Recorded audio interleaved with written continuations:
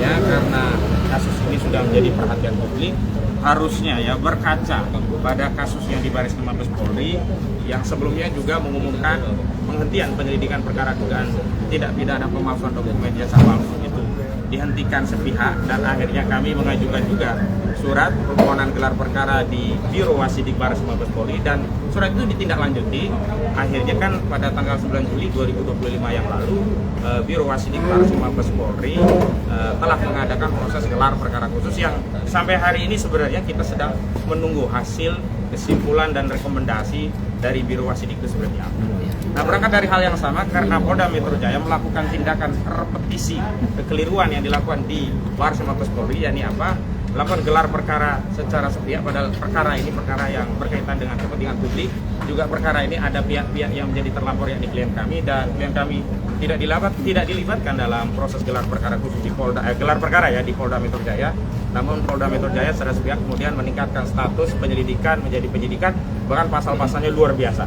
Bukan hanya 310 KUHP tentang pencemaran, bukan hanya 311 tentang fitnah, bukan hanya 27A menyerang kehormatan melalui IT, tetapi juga ada pasal 160 tentang penghasutan, ada juga pasal 28 ayat 2 dan 28 ayat 3 ya, pemberitahuan bohong, juga ada penyebaran sara. Nah, juga yang paling penting ada pasal 35 dan 32 Undang-Undang ITE yang ancaman pidananya 15 tahun dan 12 tahun dan 8 tahun penjara.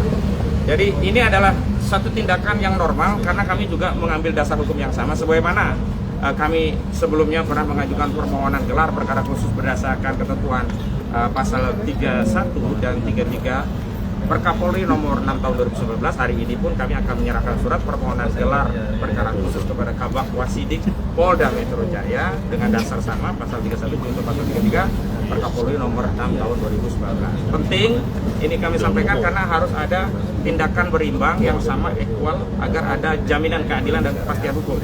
Kalau di Barkim saja diadakan gelar perkara khusus, di Polda juga harus demikian.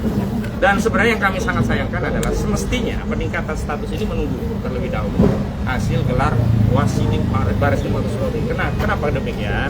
Karena perkara di Polda Metro Jaya dengan perkara di Baris Krim itu sangat beririsan. Sebab tidak mungkin orang bisa dianggap menyebarkan fitnah yang melakukan pencemaran tentang ijazah palsu sebelum dibuktikan ijazah itu asli. Nah, ijazah yang dipersoalkan ini belum ada hasil kesimpulannya. Bahkan kami dengan tegas menyatakan sebenarnya proses di Polda Metro Jaya tidak bisa ditingkatkan ke penyidikan sebelum ada putusan pengadilan yang berkekuatan hukum tetap yang memberikan ya deskripsi sakti tentang ijazah saudara Joko Widodo.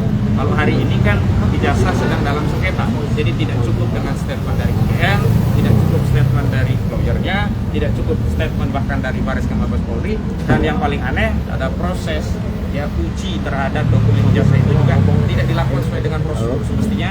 Ya, pemeriksaan bukti itu dalam tahap penyidikan. Download Tribun X sekarang, menghadirkan lokal menjadi Indonesia.